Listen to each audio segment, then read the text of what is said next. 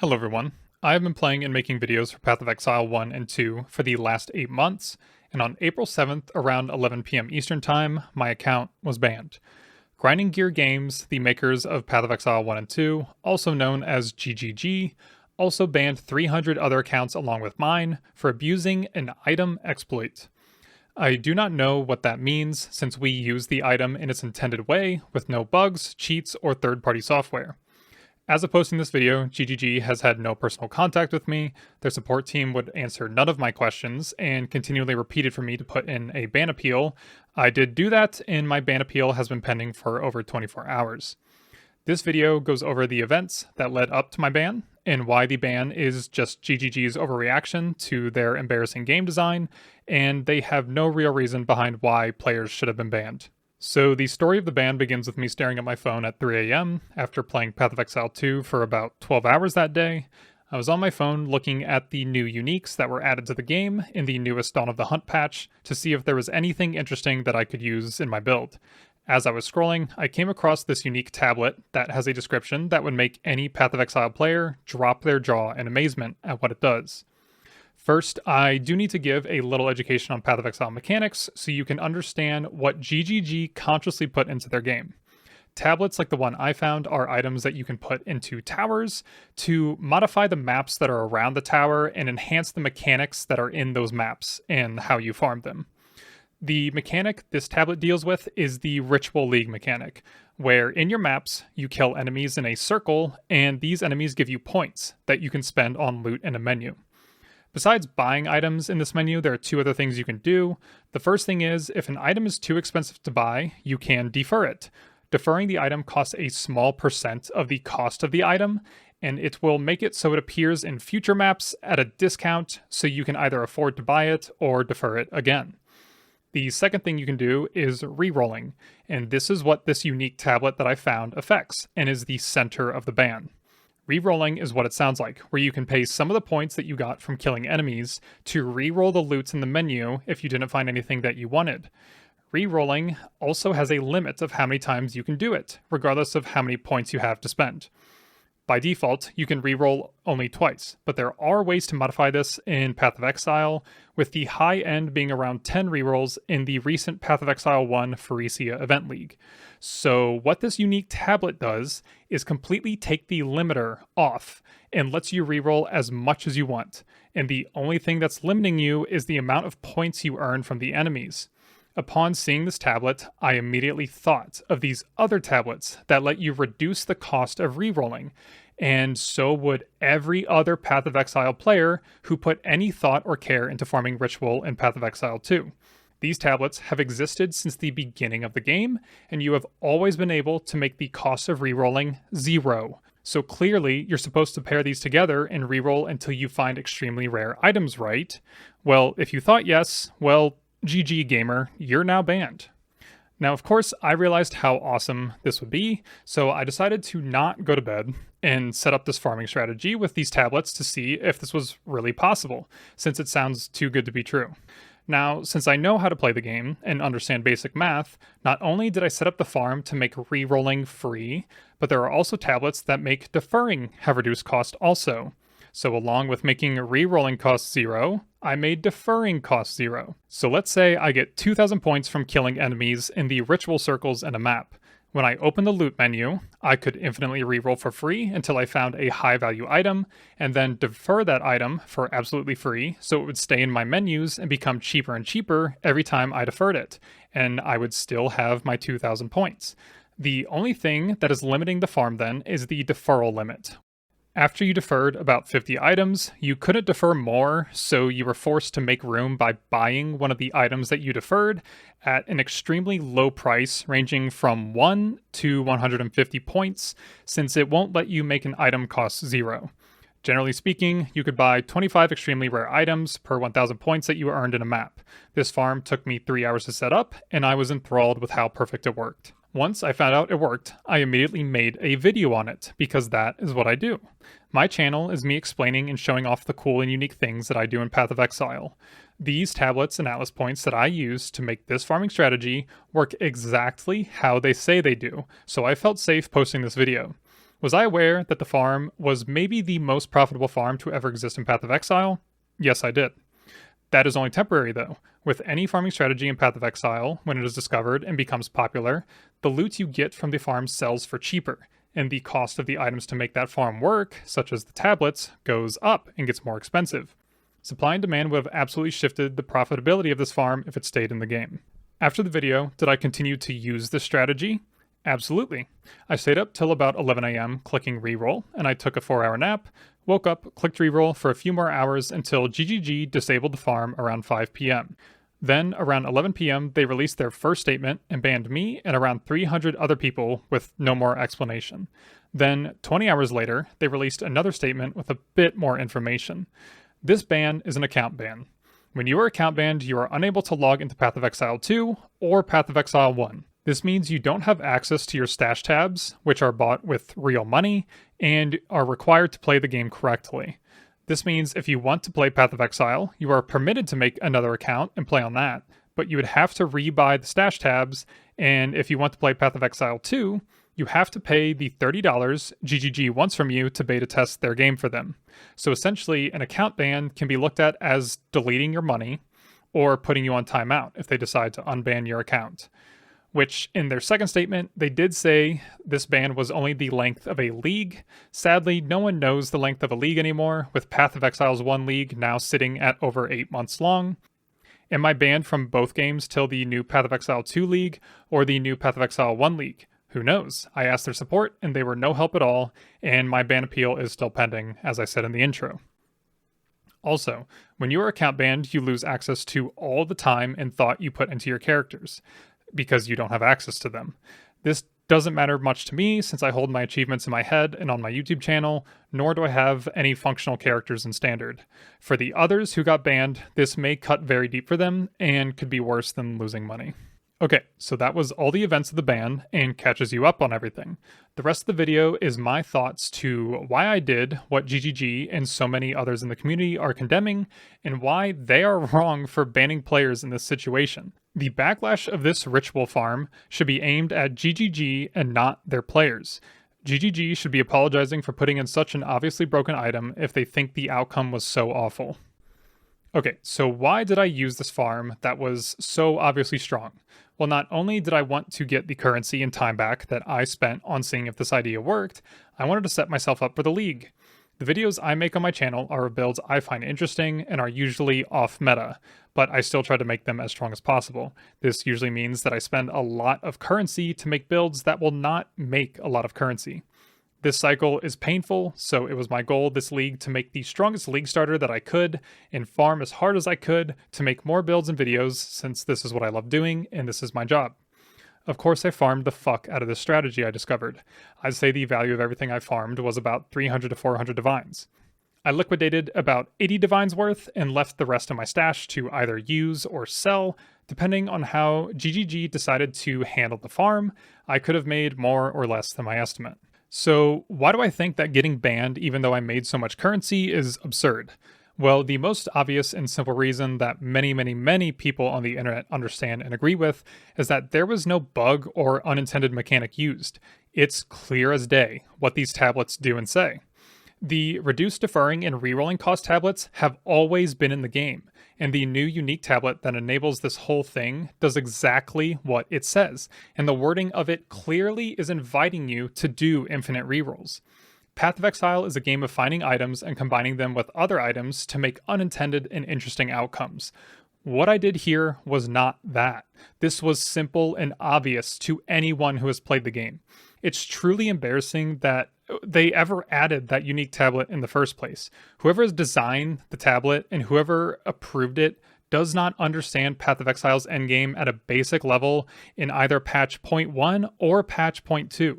This farm would have been possible even with half the amount of tablets I used, since there's an Atlas passive notable that doubles the effect of tablets on 20% of your maps. The only benefit of the doubt that I can give is that at some point in development, they were going to go with a different endgame, but swapped back to the tower system and forgot to remove this clearly broken unique tablet.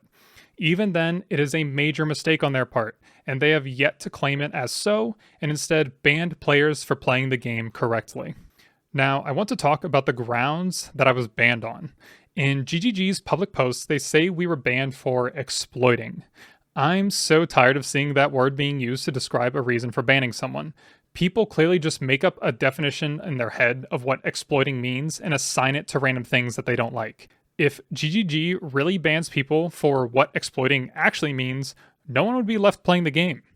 A major example I can think of is from last league, where people were using Temporalis Blink and Cast on Dodge to make single button builds that would infinitely teleport you around and cast spells at uncontrollable speeds.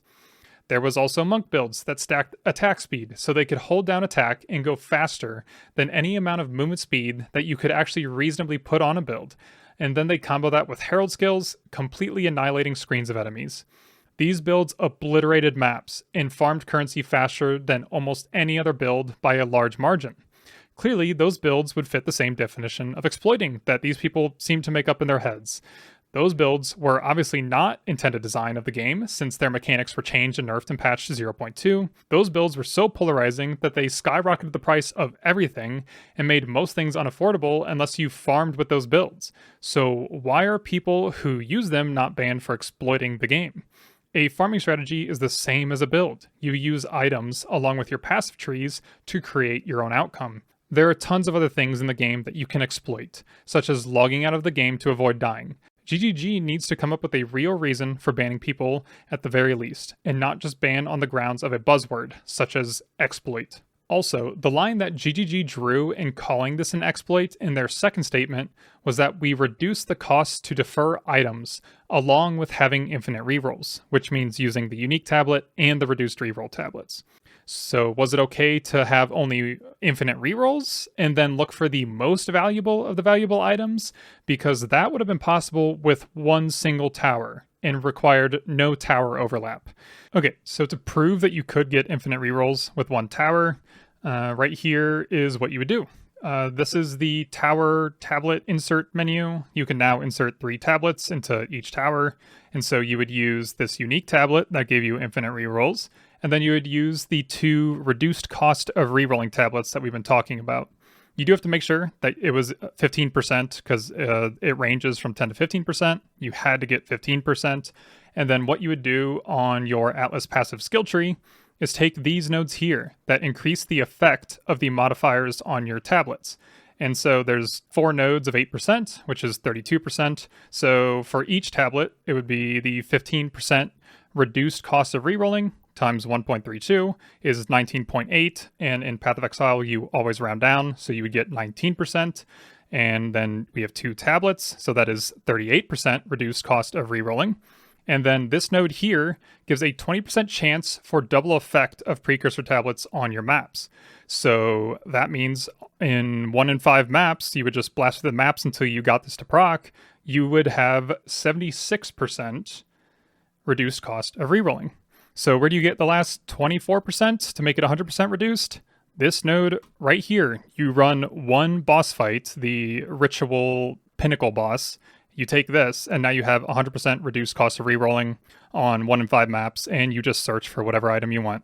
And some people might say that this isn't a good strategy because you wouldn't be able to afford the items since you won't get a lot of points on your maps.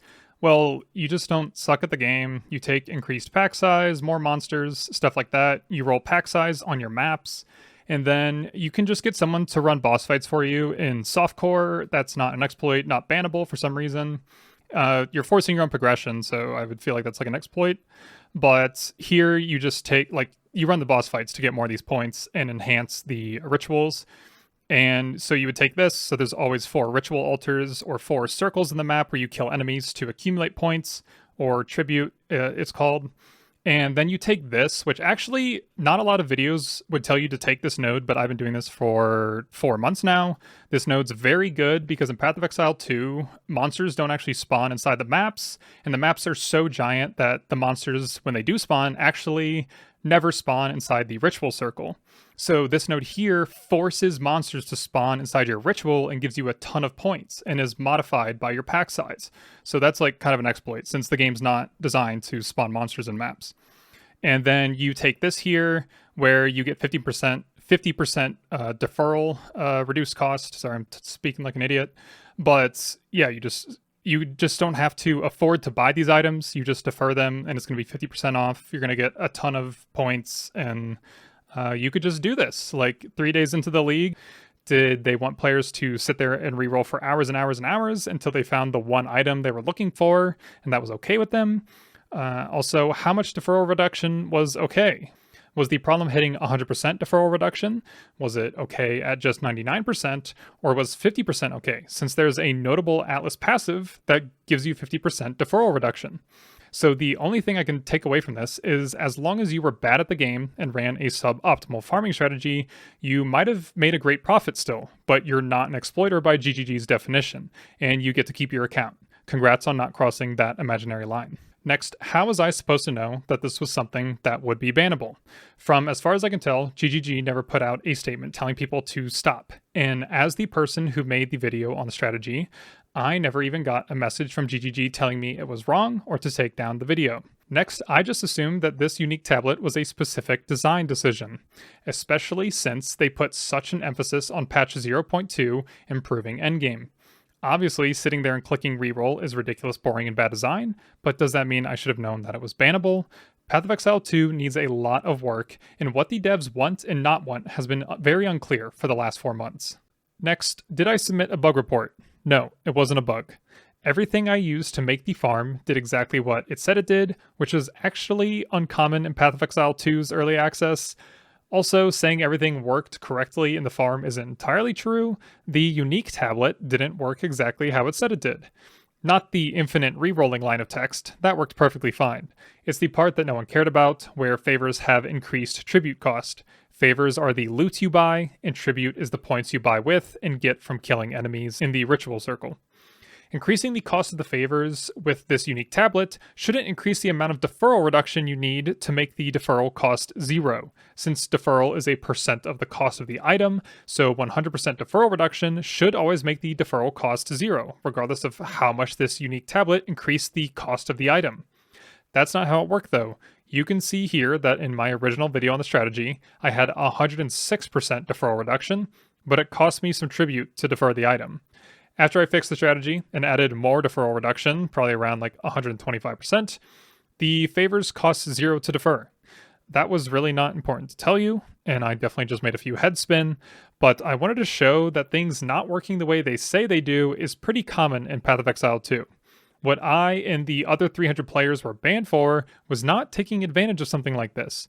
What we did was a very obvious and clear design that worked as it said it should and was handed to us on a silver platter with no bugs on it.